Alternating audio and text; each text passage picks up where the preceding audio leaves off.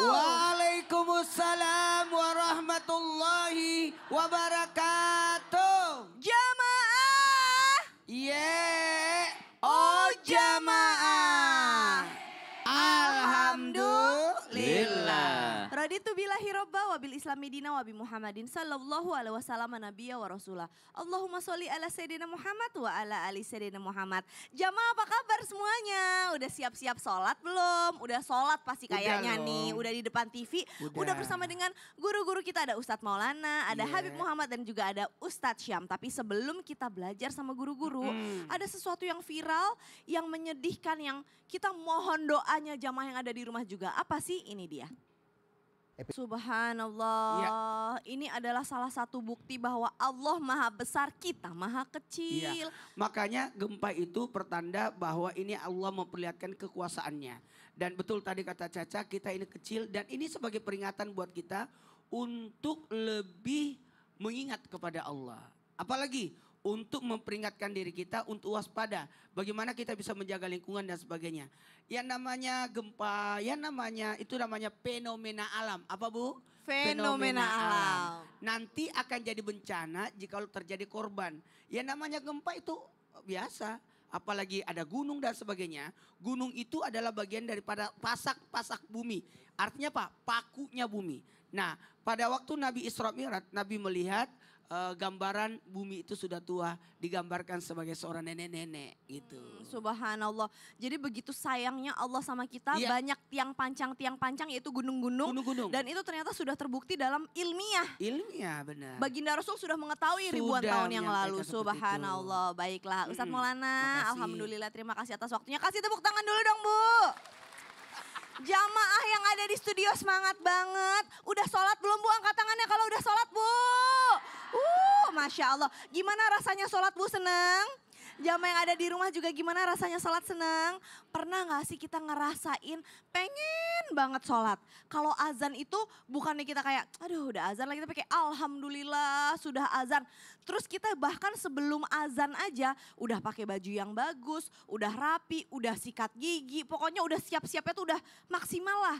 Itu namanya kita jatuh cinta sama sholat. Makanya tema kita pada pagi hari ini adalah aku jatuh cinta kepada sholat. Masya Allah. Duh insya Allah ya Allah mudahkan kita untuk selalu bisa ibadah sebaik-baiknya. Sebelum kita belajar sama guru-guru kita, tapi kita mau saksikan dulu ada tayangan ini nih. Subhanallah. Terakhir itu aku masih ngafal Quran di Masjid Raya Makassar, itu udah ada anak itu. Jadi pernah lihat memang Ustaz Syam ya? Hari-hari sama kita, kalau emang begitu, dengan kekurangan tapi subhanallah. Malu kadang-kadang kita ya, Allah kasih lengkap, Allah pinjemin badan kita lengkap, sholat aja masih berat dan rasanya tuh subhanallah. Justru sholat itu menghilangkan diri dari rasa kehampaan. Tapi justru kadang-kadang kita kalau sholat buru-buru gitu Ustadz. Padahal kan hadis Rasul mengatakan bahwa jadikanlah sholat itu sebagai tempat istirahatmu. Itu maksudnya bagaimana sih dan gimana caranya kita bisa menjadikan sholat sebagai kebutuhan kita, bukan hanya sekedar kewajiban. Silahkan. Terima kasih Kak Caca, Tabe Guruku Ustadz Maulana, Habib Muhammad, para alim ulama dan seluruh jamaah yang dimuliakan Allah Subhanahu wa taala. Jamaah. Yeay. Udah sholat Bu? Alhamdulillah. Alhamdulillah. Ada yang merasa bahwasanya sholat itu berat. Gak usah khawatir. Kenapa? Manusiawi. Kenapa? Seorang Sayyidina Ali karramallahu wajhah, itu wajah paling pucetnya adalah ketika beliau hendak melaksanakan sholat. Para sahabat yang lain heran, kenapa kok ada orang menuju tempat sholat kok malah pucat? Ditanya, wahai Ali, kenapa engkau pucat ketika mau sholat? Kenapa engkau seperti ketakutan ketika mau sholat? Apakah sholat itu berat? Maka Sayyidina Ali karramallahu wajhah menjawab dengan sebuah ayat. Inna aradna al-amanata ala as-samawati wa ala al-ard. Inna aradna al-amanata ala as-samawati wal-ardi wal-jibali fa'abayin أن يحملنها وأشفقن منها وحملها الإنسان. Kata beliau, saya hendak berjalan menuju sebuah amanah yang mana langit menolak, bumi menolak, gunung menolak, tapi manusia malah menerima amanah yang berat itu. Wa subhanallah, innahu kana zaluman jahula. Karena manusia itu zalim dan juga bodoh, tidak tahu tentang pengetahuannya. Maksudnya adalah amanah yang dikasih sama Allah ini begitu berat, sehingga saya sangat takut berhadapan dengan Allah Subhanahu wa taala. Tapi ketakutannya karena tahu itu berat, maka begitu memperhatikan bagaimana sholat itu mestinya dijalankan. Jadi kalau ditanyakan ada yang merasa berat, jadikan perasaan beratnya sholat itu menambahkan kekhusyuan dalam sholat kita. Ini berat loh, langit aja nggak mau, bumi aja nggak mau, gunung aja nggak berani memikul amanah ini. Tapi saya sudah ditakdirkan Allah diciptakan menjadi manusia, maka mesti saya menjalankan dengan sebaik-baiknya. Lalu bagaimana supaya sholat ini menjadi kebutuhan? Bapak Ibu jamaah yang dimuliakan Allah Subhanahu wa taala, jalan yang paling dipilih untuk mendekatkan bertaqarrub ilallah, sesuatu yang paling bisa mendekatkan manusia dengan Allah adalah sholat. Kalau mau dekat sama Allah, mau cari dengan jalan apa lagi kalau bukan sholat? Masya Allah, jadi memang pertama kita harus memaksakan diri dulu, Iya. lama-lama terbiasa, baru ketemu kenikmatan di situ. Karena tidak bisa orang dekat dengan Allah kecuali dengan sholat. Coba cari orang soleh, semua yang diperhatikan pasti sholatnya. Sholatnya dulu nih ya, Masya Allah, tabarakallah, jazakallah khair. Sama-sama. Kasih tepuk tangan dulu dong Bu. Itu sebuah tanggung jawab yang harus kita lakukan setiap hari, tapi insya Allah itu menjadi sebuah kenikmatan. Nih kita mau belajar sama Habib Muhammad Syahab nih. Kasih tepuk tangan dong Bu. Pas banget ngomongin sholat, ngomongnya dengan Habib Muhammad. Bib, berbicara tentang sholat nih, gimana cara kita bisa melatih diri untuk benar-benar khusyuk? Karena kadang-kadang mungkin jamaah di rumah enggak, tapi mungkin saya gitu ya. Ketika lagi sholat, Allahu Akbar mikirin, aduh tadi kompor udah dimatiin belum ya? Abis ini aku harus segera jemput anak sekolah. Pokoknya pikirannya tuh kemana-mana gitu. Tapi ya baca Al-Fatihah, baca surat-surat pendek gitu ya. Nah itu apakah pahala orang-orang seperti saya yang pikirannya kemana-mana itu pahalanya sama dengan orang yang benar-benar khusyuk gitu. Dan gimana cara melatih diri bisa benar-benar khusyuk? Silakan Bib. Baik. Bismillahirrahmanirrahim. Assalamualaikum warahmatullahi wabarakatuh. Waalaikumsalam warahmatullahi wabarakatuh. Alhamdulillahi rabbil alamin. Allahumma salli wa sallim ala Sayyidina Muhammadin wa ala ali Sayyidina Muhammad. Izin Ustadz Maulana, Ustadz Syam, Caca dan semuanya ibu-ibu baik yang di sini atau yang menonton. Orang khusyuk dalam sholat. Sholat itu untuk kita mengingat Allah. Berarti ketika kita mengingat Allah Subhanahu wa taala, hadir kita punya hati. Makanya Allah Subhanahu wa taala mengatakan aqimis shalah lidzikri.